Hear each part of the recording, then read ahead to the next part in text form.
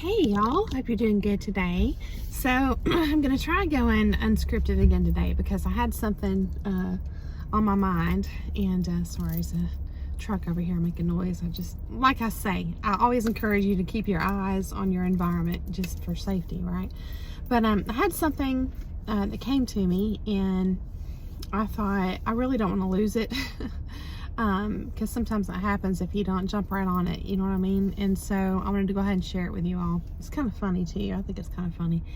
So my daughter and I like to watch YouTube channels where people are playing video games and they're narrating their experience, right? So it's if you enjoy playing games, which we do sometimes, we don't really do it as much as we used to, but it's still kind of fun. You know, we both like challenges, right? So, and I think, let me just say this too. Let me just take a little tangent here and share back in my teaching days. And I taught art, right?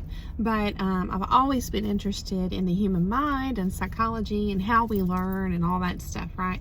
And so we would have teacher meetings, you know, the whole staff, the whole school, and we get together and we talk about critical thinking skills, and as opposed to just recall ability, you know what I mean? Because I gotta be honest, when I was in high school, a lot of those subjects really were very boring to me, and so I would heavily rely on my memorization skills, and I was really good at that. And then I could pass my tests, and then, you know, as soon as I passed my tests, I would have no clue. You could probably ask me one of those same questions a couple months later, and I'd be like, I don't even know what you're talking about. So and the truth is, I haven't needed a lot of that, you know, in my adult life, which is really a shame that you have to spend so much time in the system, the school system. I think they call it that for a reason, right? You know, using your brain space and power on all these things that really don't add to your life or help you in life. And so anyway, that's just one of those. I'm starting to make a turn off onto another tangent. Let me just wrap myself back in.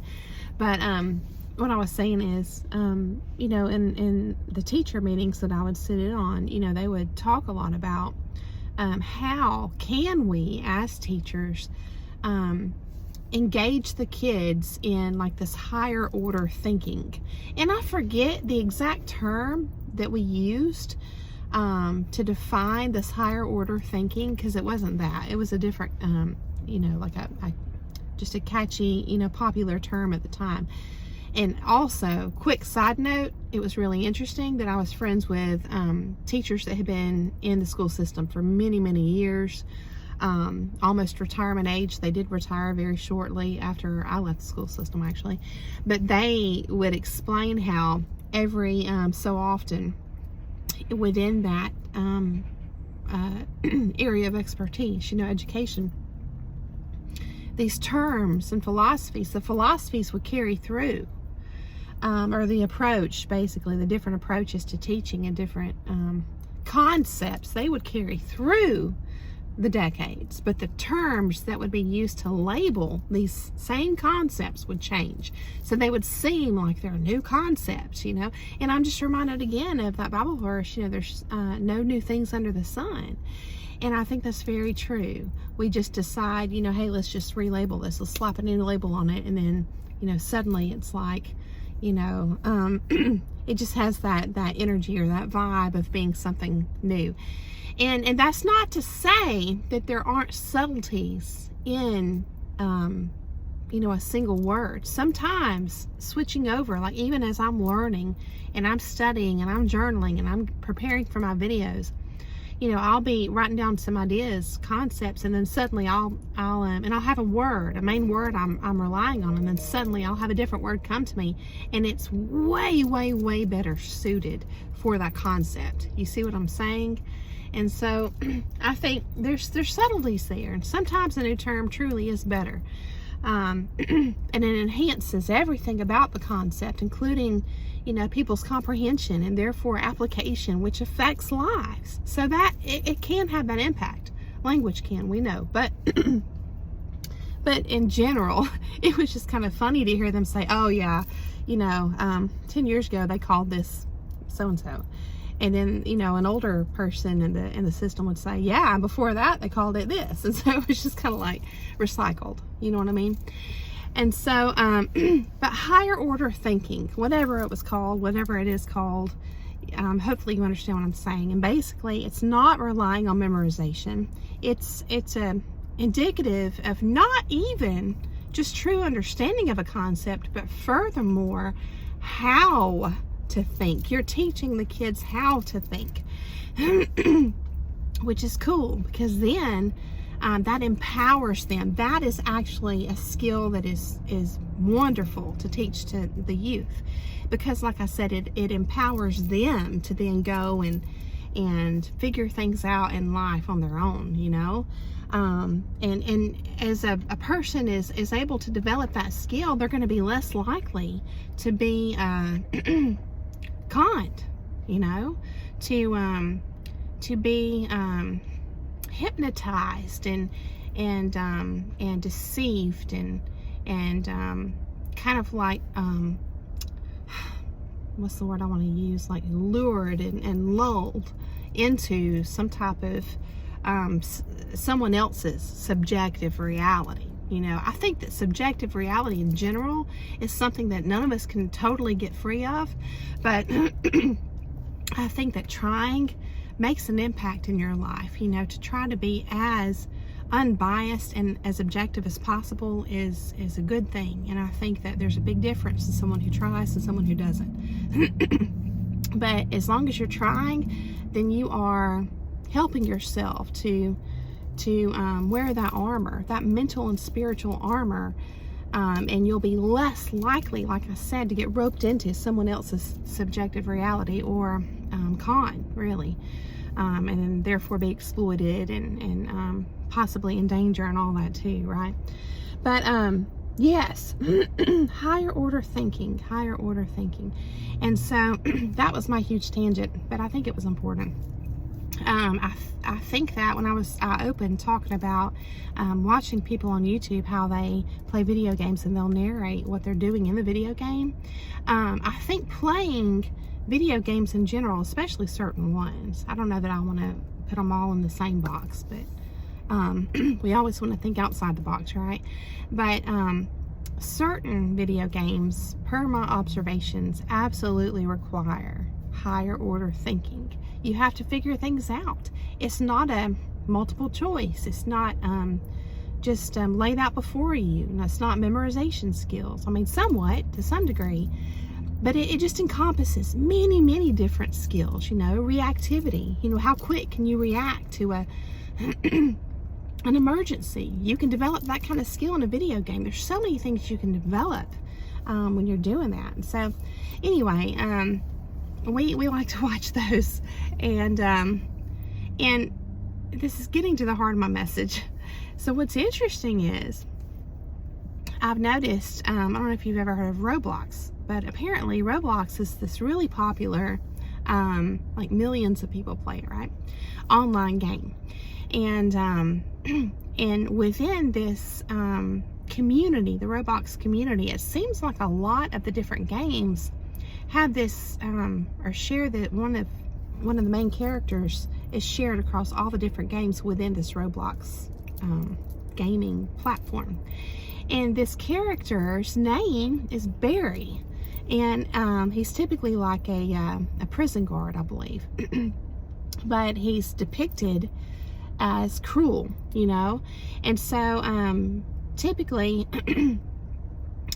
you are challenged with the task of trying to escape this prison, and this cruel guard named Barry. And so I just got to thinking, I was like, I wonder why they chose the name Barry. And there's no telling. I have no idea. I don't know the creators. They may have their own personal reasons. But again, regardless of that, I still think that there are, and I truly believe this, I think that there are important, there's a lot of different routes I could take this. That's why I'm trying to figure out which one I want to go. There's something to be said. Let me just back up and start with this. There's something to be said about symbolism and meaning that comes through us, right? Humanity. That may be universal, despite us having our own conscious reasons for going with this name or this image or this symbol or whatever. We may have our own intentions we may think that we, utilized our own conscious awareness and personal authority and agency to make a choice in naming a character, if you're like a game developer, okay, as an example. But who's to say that there's not some type of influence going on in the background, in the subconscious, unconscious, somewhere, in the collective conscious possibly, right? Which is a really interesting concept to think about. From the spiritual world, who's to say that doesn't influence us? So that's why I have great interest in archetypal symbolism, because again, people, from all around the world can have dreams where they have, similar symbols in similar circumstances and just various things that pop up in their dreams. And they can be very foreign to the dreamer themselves. They can wake up and be like, why in the world did I have that in my dream? And then they can go and look and find out that historically, throughout the ages, this particular thing that they dreamt of has represented a particular concept. And people can have, and then they'll be like, oh, now I understand why I have this dream. It's because it seems to be related to this problem I'm trying to work through in my waking life or whatever. And then you can have somebody across the globe that's thinking the same thing, or dreaming the same thing, struggling with a similar circumstance, and they both have the same symbolic imagery in their dreams. So, call it whatever you want. It's hard to define something like that. I think there's even been studies done with regards to ancestral memory, within our ancestors, within that line. I mean, who knows where some of these influences come from? Just fascinating to me. And so, but anyway, I thought to myself, why did they choose the name Barry for this prison guard, that you've got to escape, because you're always running from him in these games? So I looked it up, and it seems to have a Danish origin, which was interesting. And it stands for, in general, I just did a quick search, different sites, right, online. But in general, there are two meanings. One meaning is that it's representative of a spear, or meaning spear-like, which is interesting, because I'm thinking about, the sword of truth and the symbolism of, the sword in the Bible. And so, God's word being metaphorically represented by a sword, a dividing sword of truth. So Barry means spear-like. And then we have, it also means plunderer, or to plunder. And to plunder means to basically waste, or to bring to waste, or to bring to ruin. And I thought, that's really interesting, right? And here's why. Because through the spiritual lens, right, we know that the Word of God is described as that sword of truth, and it's double-sided. It's described as double-sided. So what it's going to do, right, metaphorically speaking, if you can just imagine, right, this is how I like to think. I like to think in imagery. I'm a very, I think, visual learner, what they would call in the, as far as teachers are trying to figure out how different students learn the best, and you try to hit all the different areas in your class. But if you can just visualize like this this river or stream or waterfall coming from the heavens of illumination, just imagine if the heavens opened up right now and there was this, this illuminating spear or sword or beam or something, And imagine that we all had a choice to be near it or to run from it, right? And I imagine in real life, hypothetically speaking, again, this is a kind of like a visualization practice, right? Just imagine, I'm sure some people would be, very intrigued by it and almost feel called to it, kind of like Elsa in the Frozen movies where she hears the calling, the voice, and she feels compelled to find it and to go to it, towards it, right? I'm sure that there are some people that would want to go to this sort of truth, right? It would just feel, it would resonate with them so much they would just want to immerse themselves in it. It would feel like home. And then there would be people who would probably run, right? That is absolutely, for me, a wonderful visualization practice and metaphor for truth itself. There are people who love truth and they want to live as closely aligned to it as possible, meaning everyone that they choose to have in their life, they hope that they are also truthful people. Not perfect. Again, nobody's perfect, but I'm talking about truth, right? Living truthfully, being an honest person, being a transparent person, all those kind of things, right? You're going to have people that want to live that way and do live that way and want to surround themselves in that kind of an environment and live close to that, right? And then you have people that are on the run. They're living their whole life on the run from Barry, from this spear. Why? Because one side of it is, and remember, in these games, he's an authority figure, right? Kind of interesting too. But on the other hand, it brings waste. It lays things to waste, because what does that mean? Anything true will remain standing up against the mirror of truth, right? It's not going to be affected.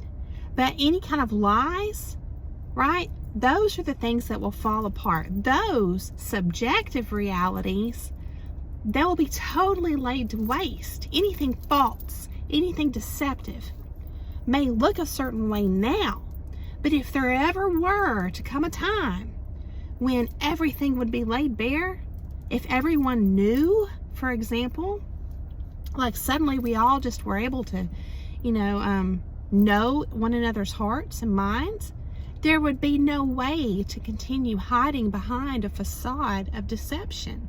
And so those things would be laid to waste, right? Maybe I'm saying that right. I don't know if that's even the right way to say that, but they would be demolished, right?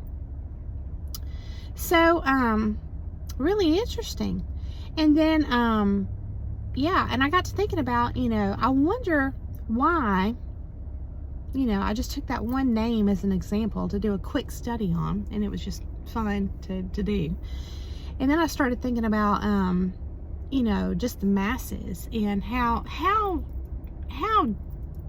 do people, how does the collective decide to agree on any one thing in particular, especially when it just seems to come out of nowhere? It's like, why does everybody, jump on board? Why does everybody, what's it called? Jumping on the bandwagon or something like that? That old phrase? It's like, why does that happen? So I started thinking about other names, and the first thing that came to mind was Karen. And I'm like, don't you kind of, it's like, man, these are just, there's great people out there with these names. I even have an uncle named Barry. So it's like, and so, Karen. And so that became a very popular name, in a negative light with regards to, consumerism and, customers and customer service and, personalities and things like that. And it's like, why? And so what I found interesting is, I looked up Karen, and it also has a Danish origin, which was cool. And it meant pure and clear. And I thought, oh my gosh, how interesting is that? And I'll tell you why. So if you think about the connotation or association what is mentally recalled nowadays in modern times with that name, you know, if it's not associated with someone that you know and love, right? I'm not talking about that, but just in general, the symbolism that has been created around this name. And then you think about the origins of it, meaning pure and clear, and yet it's kind of considered a derogatory almost term nowadays, like a label for a person, you know, with a certain personality.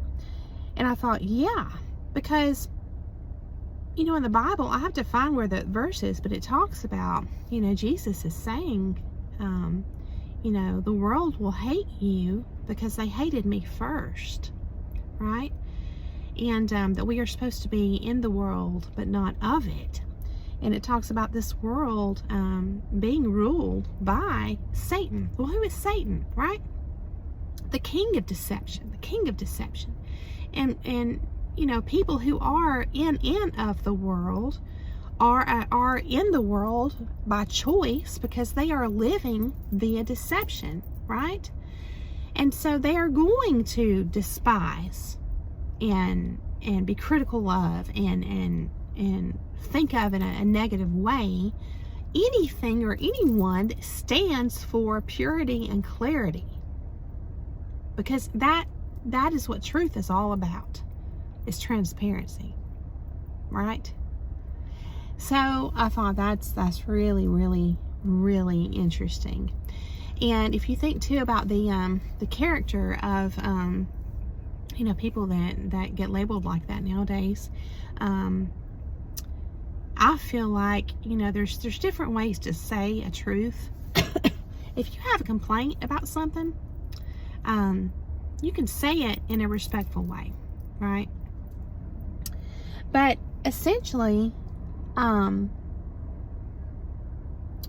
feel like a lot of times there's some truth when a person does complain. You know, it's just not often done in a mature or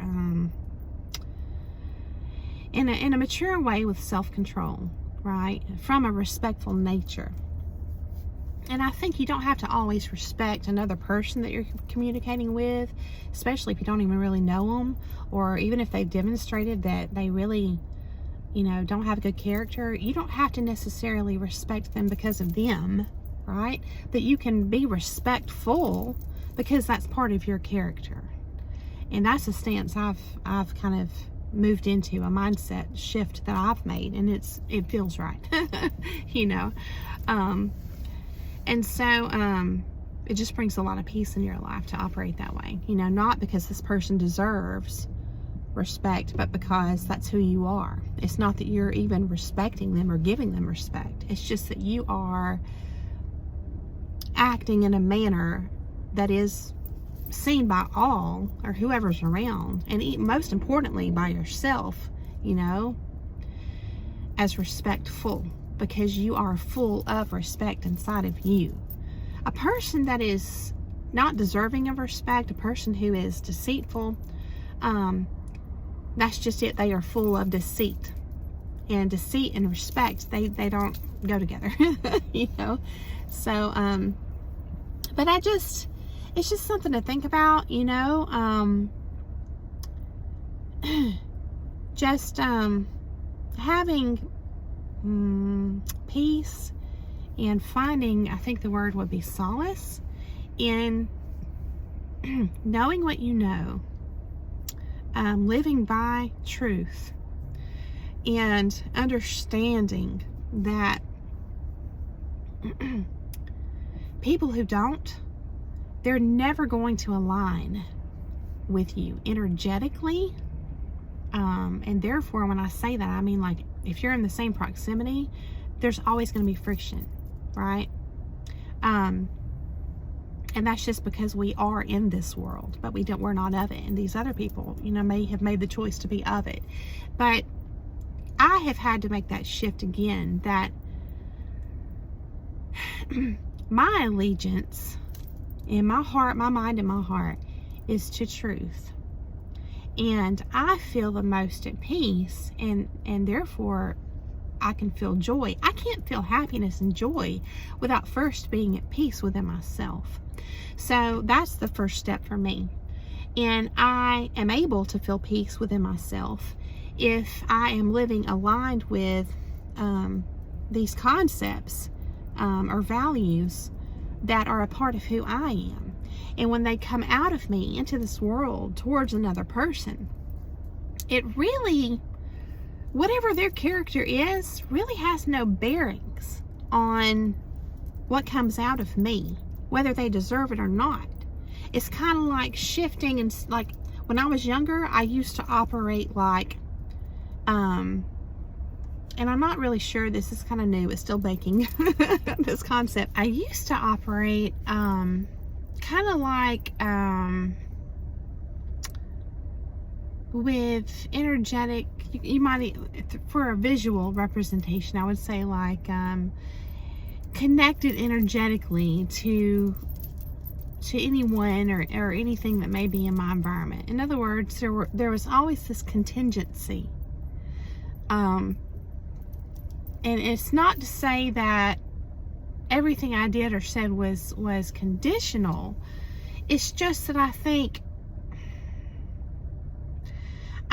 that depending on our life experiences, it takes us a certain amount of time to fully develop into who we are in various situations. Like how you're always the same person, right? If you're just a true person and not wearing a mask and changing that out or whatever to, you know, to persuade people or manipulate. If you're just a regular, honest, transparent person, you're still, when you're faced with a new situation or a new character and a person that you're unfamiliar with, the way you handle that particular situation or the way you interact with this, you know, certain kind of person, that's going to be new for you the first time. And so it's not that you're going to change who you are, it's just that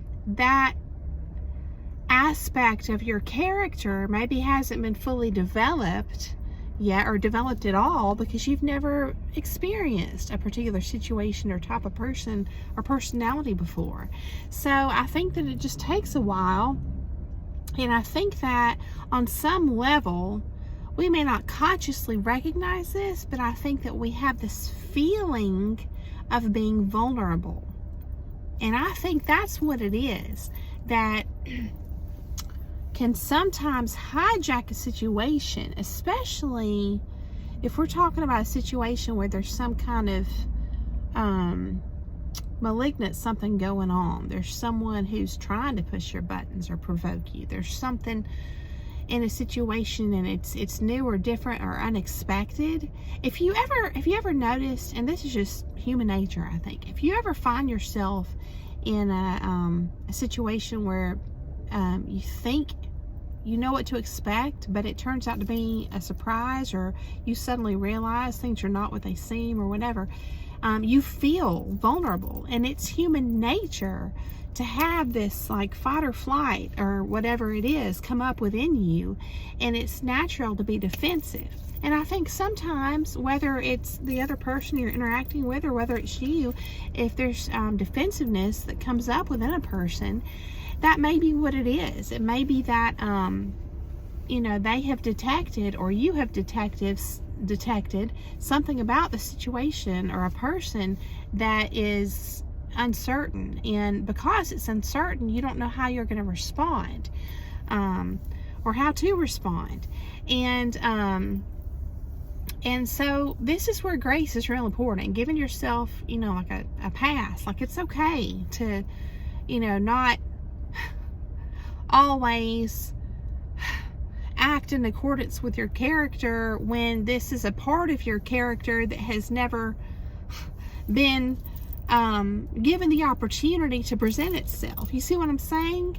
It's kind of like you may have a particular character trait of being a respectful person, but yet you also have this other thing going on within you, which is human instinct to protect yourself, which manifests in a flood of hormones and stuff within your body, and you're trying to regulate that too, and you're in this situation, you're like, I don't know what's going on.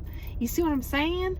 So when we talk about operating out in this world, it's easy to operate the way in alignment with, you know, your core values and who you are, when it's a familiar situation or person. But when it's unfamiliar, or it suddenly becomes unexpected or whatever, just give yourself grace there, because that's the thing about deception. I say all of that to say this. That's the thing about deception.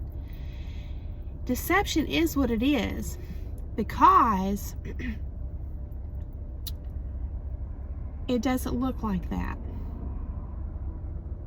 It doesn't look like that. And because of that, it looks like truth. It's cloaked. It's behind fig leaves. It's a wolf in sheep's clothing. It's behind a mask. It's masquerading. And so I feel like anybody can be fooled to some degree. And I think it's sad too, because a person might have been exposed to so much that they may be really good at picking up on it, and yet they may be so good that they are even, I wouldn't say incapable, totally incapable, but they may even mislabel honest people and transparent and truthful situations as deceit, when it's not the case, because they're so overly, their radar is just so turned all the way up to catch, things that they may be overly sensitive and therefore mislabel. But we need to find a balance of how do we operate in this world when we know that it's a world of both truth and deceit. There needs to be a balance for peace in your life, because again, you got to have that foundation of peace to have joy and happiness and lightness of heart, and not feel like life is burdensome. And so what I was saying is, when I was younger, I kind of felt like there were these energetic strings, a contingency of how do I handle, not like, is this person deserving of respect, because I've always tried to be a respectful person. I say tried because a person can take your respectful interaction with them and twist it and claim that you weren't or whatever, but all you can do is try. But when I say contingency, it's kind of like I sort of operated by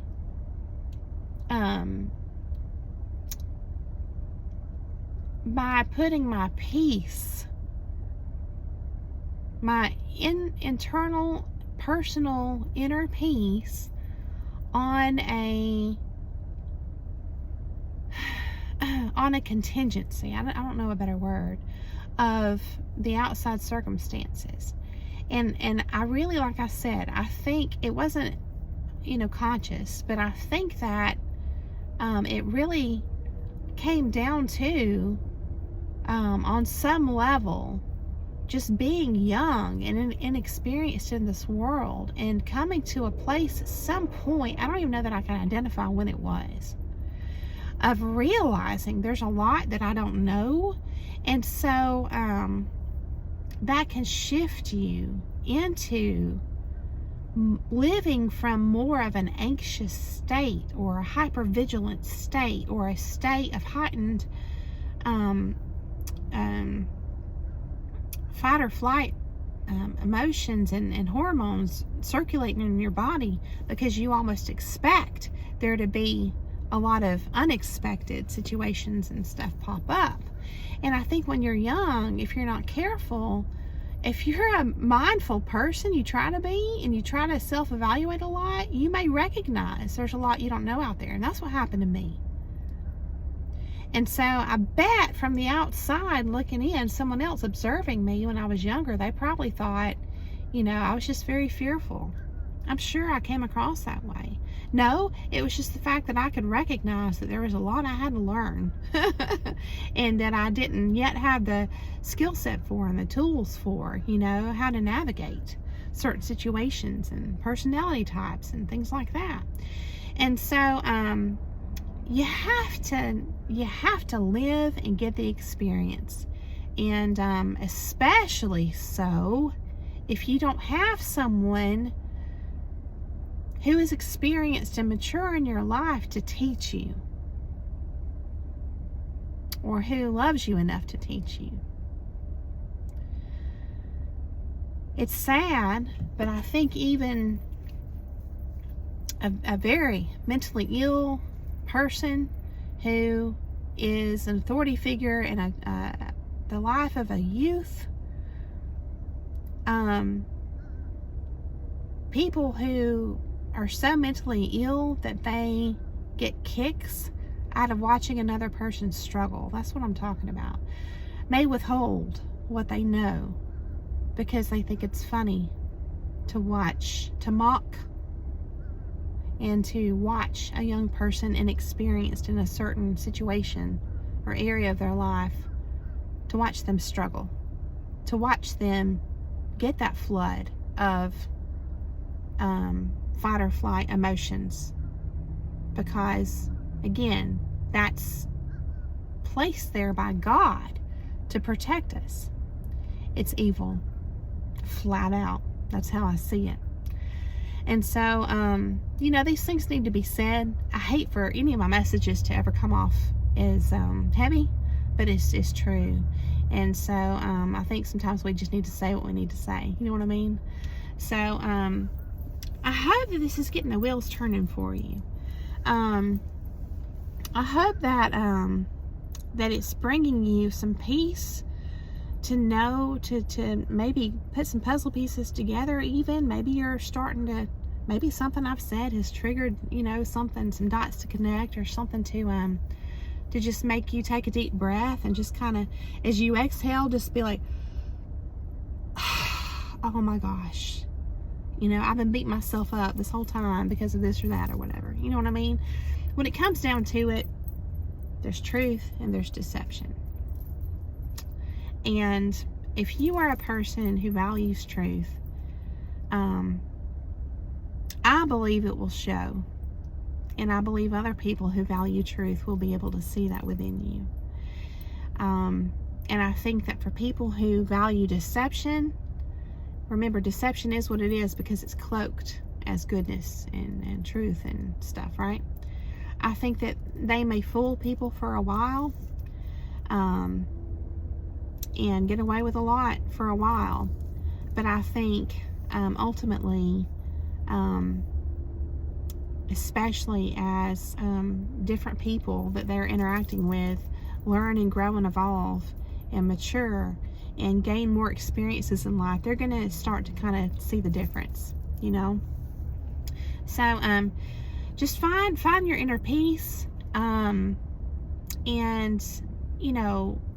I would say try to make this mindset shift within you that you're going to live from your own belief systems about who you are, that you're so deeply rooted in who you are, that everything that comes out of you is going to be representative of your character.